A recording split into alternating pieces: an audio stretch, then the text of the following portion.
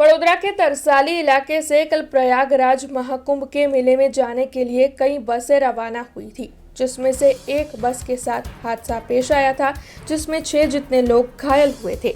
दरअसल 4 लग्जरी बसें कल रात को निकली थी एमपी के देवास निकट। इसमें से एक बस के साथ हादसा पेश आया। घटना में ड्राइवर, कंडक्टर और साथ ही कई मुसाफिर गंभीर तौर पर घायल हुए। ये बसें द्वारकेश ट्रैवल्स की थी, ऐसी जानकारी सामने आई है।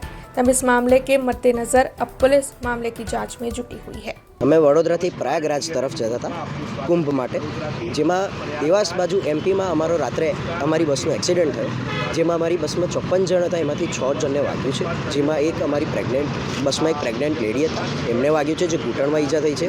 પછી એક અમારા ઓલ્ડ લેડી હતા, જેમને લોઅર બર્થ હતી તોય એમને અપર સીટ આપવામાં આવી છે, તો પણ એ માંડ ઉપર ચડીને બેઠા હતા એ માજી।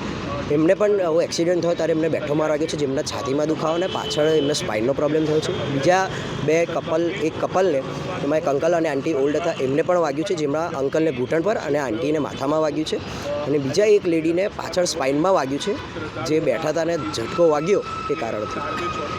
અને એમાં ટ્રાવેલ્સ તરફથી કોઈ પણ મેડિકલ ટ્રીટમેન્ટ આપવામાં આવી નથી। આ રીતનું એમનું અભદ્ર વર્તન રહ્યું છે। हमसे जुड़े रहने के लिए हमारे YouTube चैनल को सब्सक्राइब करें और नई वीडियो की नोटिफिकेशन के लिए बेल आइकॉन को दबाएं।